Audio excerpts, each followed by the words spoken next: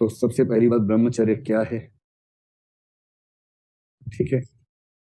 और फिर उन्होंने बता दिया कि यदि ब्रह्मचर्य के रास्ते पर चलना हो तो उसके उपाय क्या क्या हो सकते हैं।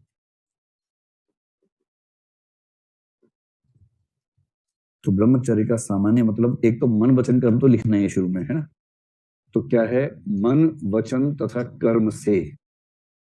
तो शुरुआत में ये तो गीत की स्थाई की तरह लिखिए, मन वचन तथा कर्म से। वो तो ऐसा बोल गए, सभी स्थानों पर तथा सभी समयों में अपने इंद्रियों पर पूर्ण नियंत्रण व संयम ब्रह्मचर्य है। अब लिखिए, मन वचन कर्म से इंद्रियों पर कठोर नियंत्रण, इंद्रियों पर नियंत्रण प्लस मानसिक संयम। मन संयम में हो, इंद्रियां नियंत्रण में हो और मन वचन कर्म से हो, तो हम कह सकते हैं कि ये जो व्यक्ति है सच्चा ब्रह्मचारी है, ब्रह्मचर्य के रास्ते पर चलने वाला व्यक्ति है, ठीक है। गांधी जी का मानना था कि ये बहुत ही उचित और जरूरी उपाय है। भारत में कई लोग ऐसा मानते रहे हैं पहले भी, आज भी मानते हैं। मुझे पता नहीं बात सच है कि झूठ है, मुझे भरोसा कम ही होता है ऐसी बातों पर, लेकिन ऐसा कई लोग कह रहे हैं, तो पता नहीं। आपको ऐसा कुछ प्रमाण कहीं मिला रिसर्च में कि जो लोग ब्रह्मचर्य का पालन करते थे उनकी जीवन प्रत्याशा ज्यादा हो गई हो, या उनका स्वास्थ्य ज्यादा अच्छा रहा हो, ऐसा कुछ? तो ऐसी रिसर्च पढ़ी आपने साइंस वगैरह में? नहीं पढ़ी, मैंने भी नहीं पढ़ी है। और मैं ये देखता हूँ कि पश्चिम के लोग, जापान, अमेरिका, इन सब देशों के लोग ब्रह्मचर्य में यकीन नहीं रखते आमतौर पर। और कुछ और फैक्टर्स भी हैं, लेकिन सामान्यतः उनका स्वास्थ्य का इंडेक्स, जीवन प्रत्याशा का इंडेक्स उनसे बेहतर ही है। आप कह सकते हैं कि भारत में गरीबी है, पिछड़ापन है, स्वास्थ्य असुरक्षाएं हैं, वो भी फैक्टर है, लेकिन कोई कंक्लूसिव हमारे पास प्रमाण नहीं है।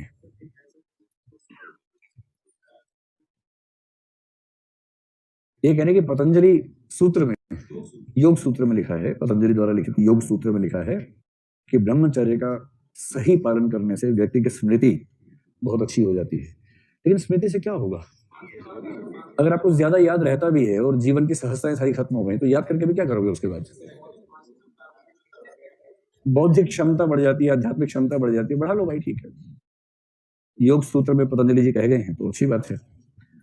मुझे डर लगता है कि ये सब क्लास में ना ऐसा ना हो कि बच्चे इन सब बातों को दिल से लगाने की बहुत अच्छा है, तो मतलब महात्मा गांधी कह गए हैं, ठीक है, उन्होंने ऐसा बताया है। चलिए, ये सब करने से व्यक्ति में आत्मबल ज्यादा रहता है, नैतिक बल बढ़ जाता है, और व्यक्ति जल्दी विचलित नहीं होता है। तो क्या क्या बढ़ गया? आत्मबल, नैतिक बल कम, क्या हो गया? विचलन कम हो गया। इससे चरित्र की मजबूती आती है, चारित्रिक मजबूती होती है, तो चरित्र की मजबूती बढ़ जाती है।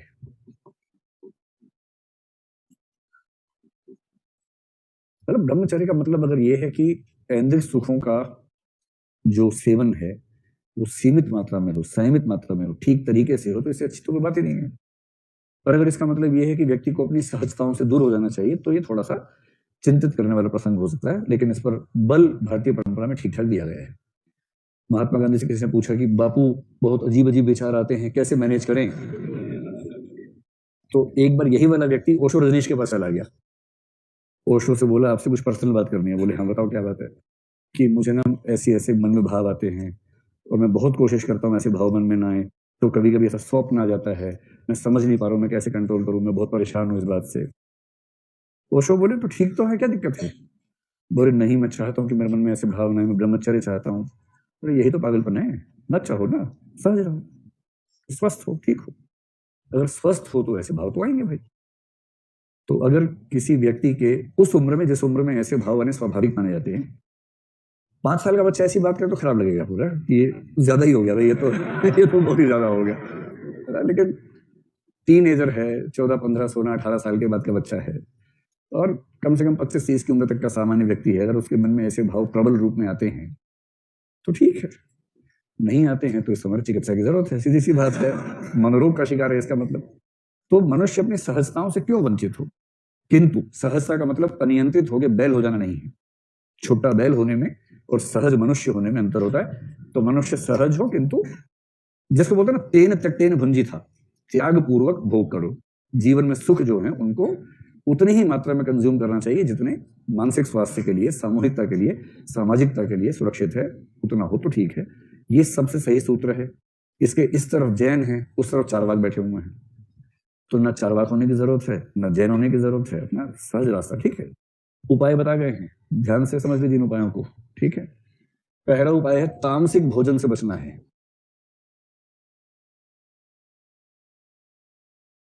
तामसिक भोजन का मतलब जो भोजन दिमाग खराब करता हो, ऐसा भोजन।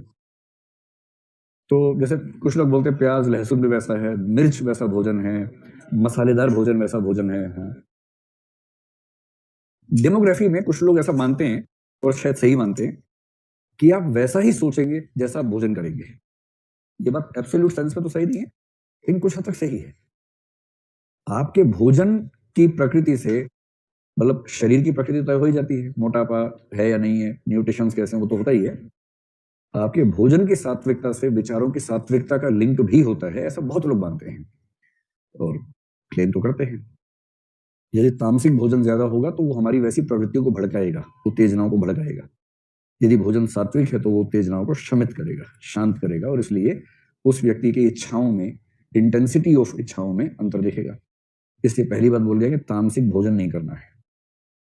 दूसरी बात कह गई है कि जो चीजें उत्तेजना पैदा करती हैं, उत्तेजक क्या क्या, उत्तेजक दृश्य हो सकता है, उत्तेजक गंध हो सकती है, उत्तेजक स्थितियां हो सकती हैं, उत्तेजक, अब इसमें क्या हो सकता है, कोई पुस्तक भी हो सकती है जो टेक्स्ट हो बेशक, उसमें उत्तेजना पैदा करने वाले दृश्यों से, पुस्तकों से, वस्तुओं से, दृश्यों से, गंधों से, वस्तु भी लिख लीजिए, कोई वस्तु भी ऐसी हो सकती है। तो जो चीजें उत्तेजना पैदा करे उनसे यथासंभव दूरी बना के रखनी है। तो ये भी सूत्र दे गए हैं। ठीक है, ये तो हुआ नेगेटिव, किसके से दूर रहना है, किस चीज के नजदीक रहना है। ठीक है, ईश्वर की प्रार्थना करते रहिए। जब जब ऐसा भाव आए, हे भगवान हे भगवान हे भगवान हे भगवान, इस भाव से ईश्वर आपको बचा लेंगे, ये भाव रखिए। फिर पवित्र विचारों का चिंतन मनन करते रहिए हमेशा। पवित्र विचार, जैसे ही किसी को लेकर मन में भाव आए, देश को बीच में लाओ कि देश को बचाना है, और देश को बचाने के लिए ऐसी बातों से दूर रहना है।